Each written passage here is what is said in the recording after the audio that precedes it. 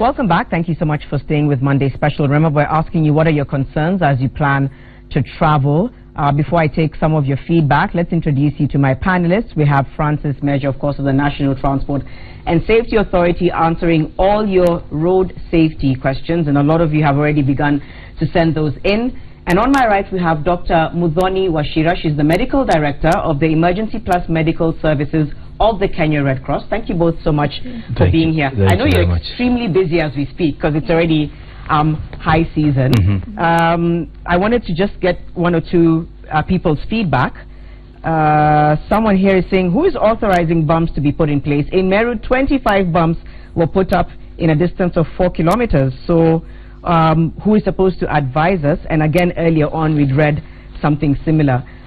So maybe, Mr. Measure, I can start with you. Everyone is complaining about bumps. What's the policy on bumps? People are saying they're unmarked, they're too high, and a lot of them are saying that's what's causing accidents. Can you start us off by telling us what that is? Thank you very much, Janet, for inviting us, especially at this time of the year, when we are approaching the festive period, when actually we are very busy trying to ensure that all the road users are safe. The issue of bumps is following the accident in Naivasha has become a very hot subject, and you can see so many people asking about it.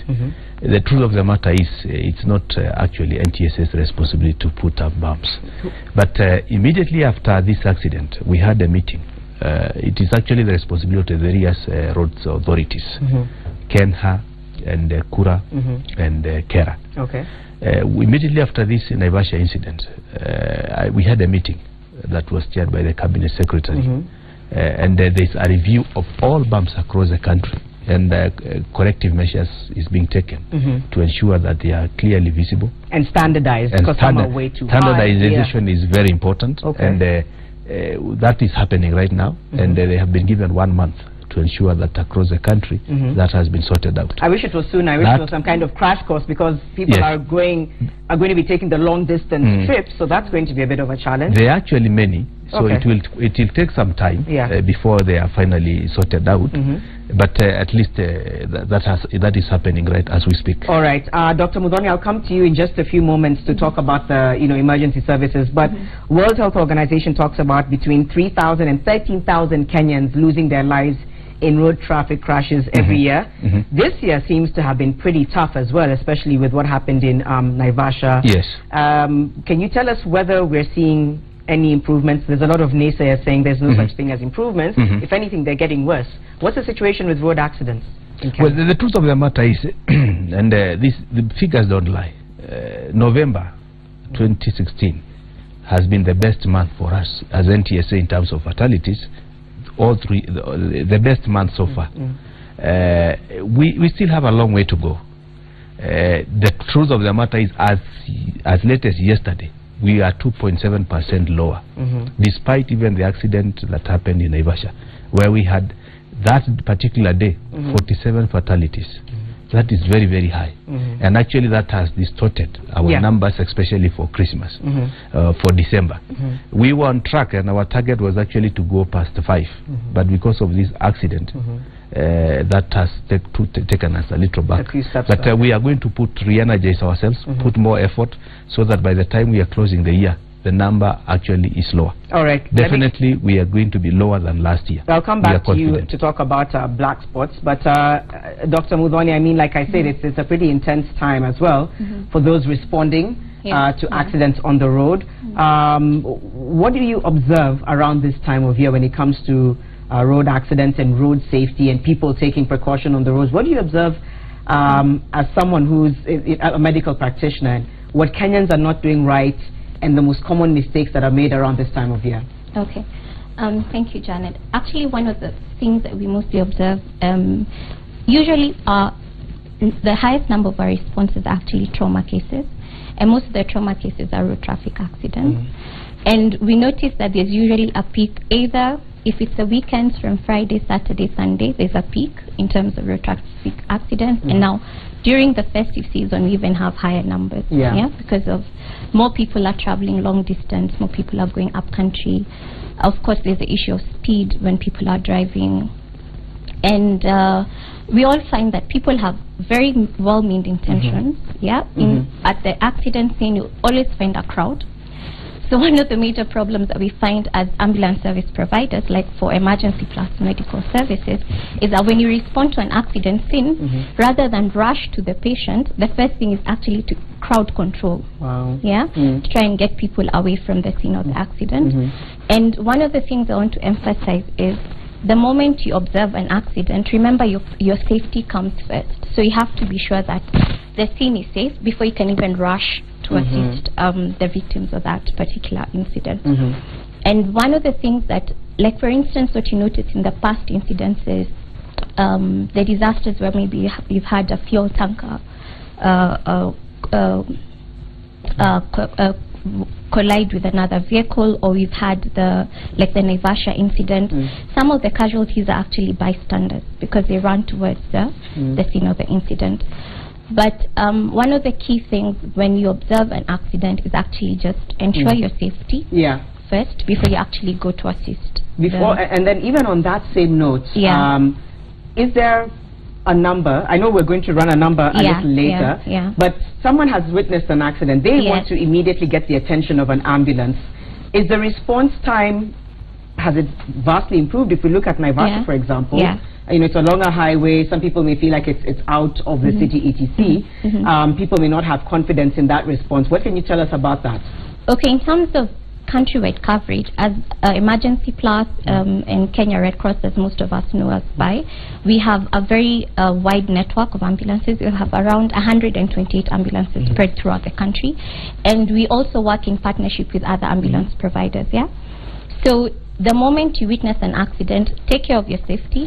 One of the issues, I mean, the numbers, the emergency lines you should have is that we have a toll-free number, which is 1199. We also have Safaricom 0700 395 395 and 0738 395 395. I think they're scrolling on the screens right now, so hopefully people are taking note of those emergency numbers, so that if you immediately witness something, call. Just make the call. And the first thing you do is identify yourself.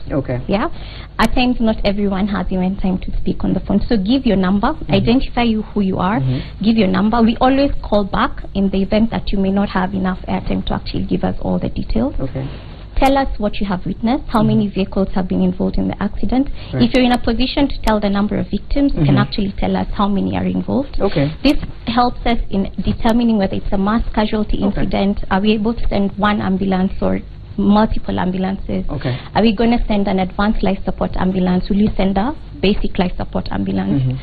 And or if will we send one ambulance and send backup? And then in terms of response time, we have strategically placed our ambulances along major highways, and this helps in reducing the response time. So we're there in 15 to 30 minutes in the event of being Dr. Muthoni Wachira, we'll keep coming back to you just to ask about more. Let's now talk about time for traveling. You know, people make a mistake, I think, of traveling either the day before Christmas or on Christmas Day. How best can Kenyans plan to travel? You can answer that and you can step in as well. You know, there's a few days left, so someone right now is trying to plan, being Kenyan, last minute, they're trying to plan their travels. What's the best advice you can give them? I think to me it is to plan in a good time. Let's not wait until the 11th minute. That then when everybody is rushing through the highways. I remember last Christmas, quite a number of people spend their night. There was a gridlock. Gridlock, completely. And people spend their Christmas night there on the road. The reason was there was no single accident. But because of people who were impatient, overlapping in the process, nobody is moving. So they spend the whole night there. We let people be more responsible. Let us not overlap. Let's plan our journeys in good time. Let's also not rush, so that we are driving with very high speeds. I think a little of planning is very, very important, so that you plan your journey well. It takes me 3 hours, 4 hours, so that you move in a relaxed manner. But this pressure of very unnecessary aggression on the road, it doesn't help. And on that same note, what sections are dangerous and in which regions? There must be some major ones that are... I think along the Northern Corridor is one of the most notorious, starting from Mombasa, where the Coast Bus, TSS bus had an accident recently, a place called Bonje. You come to the section between Voi and Mutitandei. It's very, very high-speed road, and therefore motorists tend to overspeed. You come to Mulimakiu. It's also not a good place. Konza Plains, because of the stretch of the road. Then after that you'll go to places like Salga, which very is bad, notorious. Timboroa. Yes. Those are some of the most notorious areas. Before we take a call, is there some place that people can access this information? These are the black spots, this is what to avoid. Yes. Is there a report? Is it on your website? We can update our website to indicate, because there's a very good study that has been done to map out all I think that things. would really help people, And, so that they can I just... think we can quickly do that, and push it through our social media, and so that people can access this information. All right, Dr. Mudoni, before I give you a chance to get in, let's take a call from a viewer. Yes, please tell us your name and what your question is. Okay, I'm Sospita Rioba. Okay. I came from town today very late. There's this road from Roslyn to Nyari Estate. They have put new pumps without any notice, and actually I almost made an accident there. What I did planning without putting pumps, without putting fence, because in the morning I passed there without pumps. Then I saw it later on when I was going back home. Thank you. All right, thank you so much for that. Again, huge concern over bumps. I suppose it goes back to what the same answer you gave about reviewing and standardizing. We are reviewing, but one of the things that we are doing is the issue of signage, so that there are adequate warnings before you approach a bump. The other standard that also must be adapted and implemented are rubber strips before you come to the bump, and they should be placed in the distance good enough to allow you to slow down. And I think those are the standardization that are currently happening, and it's going to happen. Okay. Yes. Dr. Mudoni, maybe you'd want to weigh in on some of the questions that are asked around how best to plan to travel. He's talked about no last-minute rush. I know a lot of people say that. Do you want to add anything to that, people planning to travel? Yeah, one of the things I'd like to add is if you're planning to do a long-distance travel, I think even it's a requirement by law that you have a first aid kit in your vehicle. Not all first aid kits are standard. So you make sure that whatever you have is a well-equipped first aid kit that will be able to cater for whatever emergency that you have. And you can get these from where? The Kenya Red Cross actually provides first aid kits, and these are pretty well-equipped first aid kits with gloves, whatever you need to arrest bleeding, your bandages, a couple of over-the-counter drugs. If you need dressings, you will find them there. They're available in any major leading supermarket. Okay. Yeah. The other thing is also prepare whether you're traveling with children or whether you're traveling just alone. Is it a very long distance before you get to wherever you're going? So your kids are properly hydrated. Make sure they're well fed. If you have a child who probably has whatever chronic condition, if it's an asthmatic, you probably have carried your drugs with you. And then again, please have your emergency lines in an area where they're usually bumper stickers that are given. So in case, God forbid, that you actually get yourself into an accident, maybe the bystanders are able to call the emergency line and you can get help. Especially if you're a subscribed member to a particular service, then that can be of help. All right. You talked about children. Is there any special rule when traveling with children, just keeping in mind if you're stuck in a gridlock? Is there something that you need to keep in mind if you have young ones with you in the car? Yeah. Obviously you'll never want to leave a child in a vehicle unattended. First thing. Then if you're in a long traffic jam or you need to rush maybe to the supermarket, you never leave the children in the vehicle. Remember, the car gets extremely hot, and one of the things is actually children collapse from heat exhaustion. So have your windows rolled down if maybe you're in a gridlock like the one that that Mr. Major mentioned, and basically just have a minder with the kids all through. And whatever, like I mentioned, if your kids are on any medication, make sure you've carried it with you. Make sure your kids are well fed so you don't have issues of hypoglycemia. Carry enough water so you keep your kids well hydrated. Okay. You wanted to add yes, two things for me. The first one is, as much as possible, let's avoid traveling at night. It is, all our data is very clear. Majority of the accidents happen during darkness, the dark hours. Okay. So as much as possible, try to travel during the day. It's more relaxed. Okay. The visibility is more. It's better. Then on the issue of children, you have seen a very bad habit on Kenyan roads. You find the family carrying the kid right on the dashboard. In the event of an accident, the first person to be thrown out of the vehicle is the kid. So as much as possible, let's get a child restraint.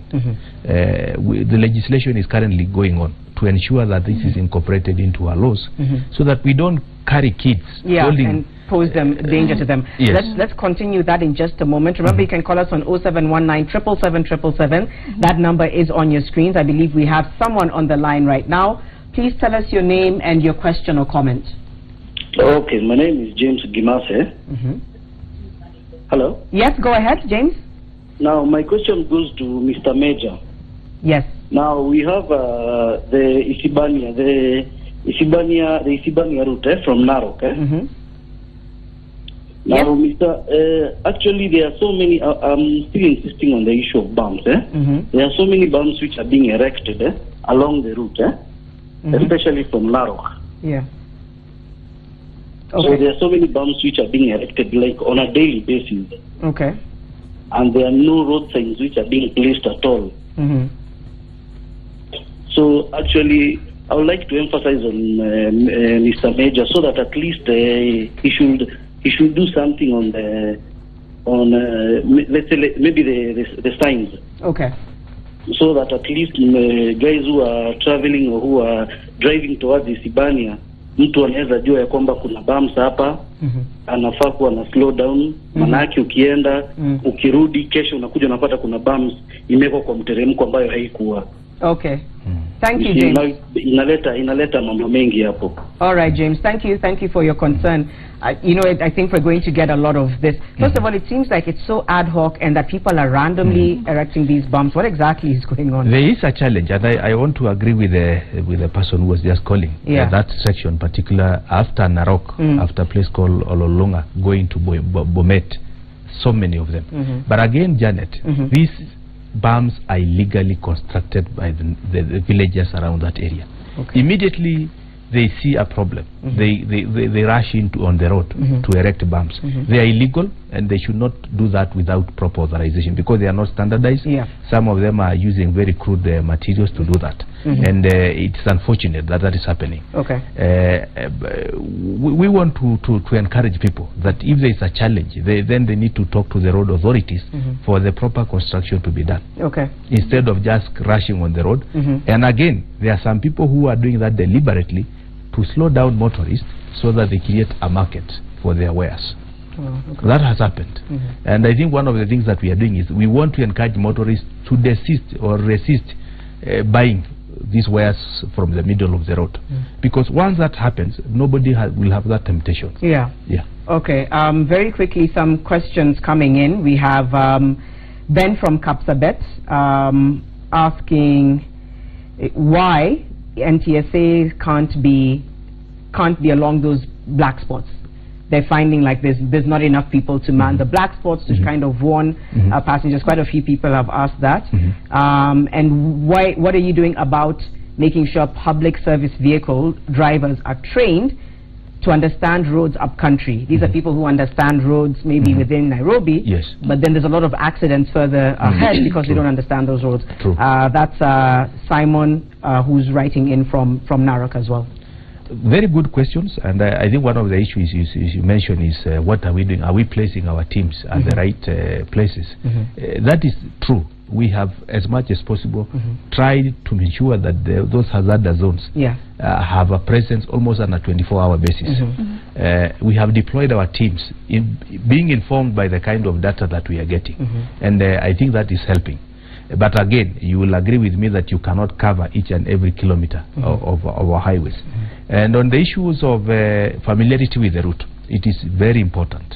And once a driver is not familiar with the route, and especially for PSVs, rushing to try and go so that they come back because this is a rush hour, it's a very high risk.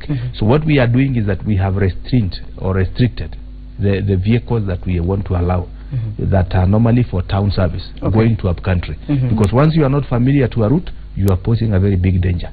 All right. Yes. Yeah, I actually want to add on to something that the caller asked regarding training of drivers. And it's not really directly linked to the training of drivers, but one of the things that I've seen being enforced by NTSA is that all SACCOs actually have, their vehicles have to have some sort of a pre-hospital care cover. So they have ambulance cover as a requirement. And this is one of the things that we actually offer as Red Cross. And for this particular vehicles, in case they have any incident on the road, at least we are aware of which route they ply and which area at least would be able to reach them. And even when we're trying to locate our ambulances or actually put them on standby, we're able to put them along the major areas where, like Major has mentioned, are the known black spots. Okay. So that at least if there's any incident that happens along that road, we are able to respond quickly and help the victims before things get worse. I know we've talked a little bit about first aid. You know, just as we begin to wind up, we've talked about first aid when it comes to in the unfortunate event that you are an accident or you're in a gridlock and you have a child who's dehydrated. But what are the one or two things that people need to generally know about first aid all year round? 2 or 3 that are important. Okay, I'll mention sunburns, because at least I know a lot of people during the festive season will go to Mombasa where they'll be out in the sun for a while. So one of the things that you actually need to do if you notice that you've developed sunburns is, one, move the patient or the victim to a cooler area, maybe under shade or maybe into a house or where there's some sort of air conditioning.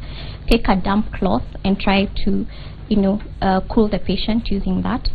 Then give a lot of fluid, just plain water. You do not need to give tea or, because that actually still warms up the patient. So you need to give some cool drink, preferably water, to hydrate the patient. All right. Because they tend to actually, you know, lose a lot from the sweating and get dehydrated.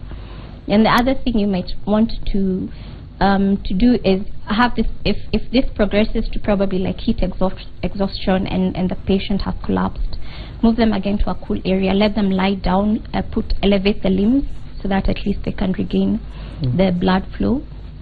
And then again, now continue with the rest, apply the damp cloth and help to cool the body. And then once awake, fully awake, you can give cool drinks. Okay, and one more emergency response that you think would be common that some people may not anticipate, but you talked about sunburn and heat exhaustion, which is which could be very common. Which other one is there, and how best can you respond?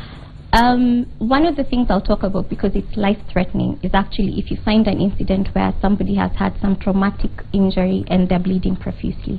One of the things that you can do and actually save that patient's life is just that apply direct pressure on the place that is bleeding profusely. You can take whatever piece of cloth that you have, wrap it up into a ball and apply pressure on that area as you call for emergency response or help from whichever service that you've requested for. All right. Thank you so much for that. Thank you, Dr. Muthoni Wachira, Medical Director, Emergency Plus Medical Services.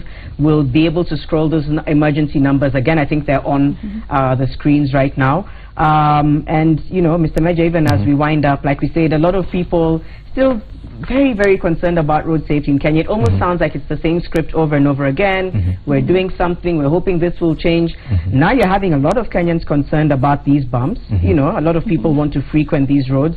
You're talking about a month from now we're going to try and implement something. I think you probably just need to say something to Kenyans right now to assure them that people are working behind the scenes, because the feeling is that nothing much is being done, and hopefully you'll promise that you'll upload on the website, on social media, those black spots that people can access. Very well.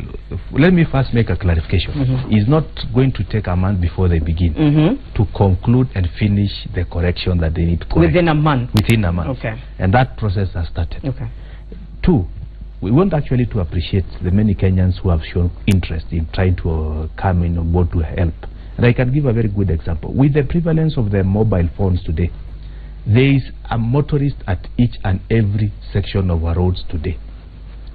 We have developed an NTSA app that you can easily download from the Play Stores if you are using an Android phone.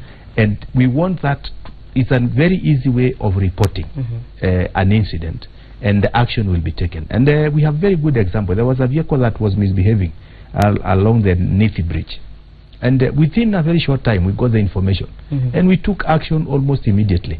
We would have, and by so doing, we are then proactively preventing some of these bad drivers from causing accidents. So we want to encourage Kenyans participate with us, download the app, report any incident you see. You can take a photo, you can take a video, submit it to us.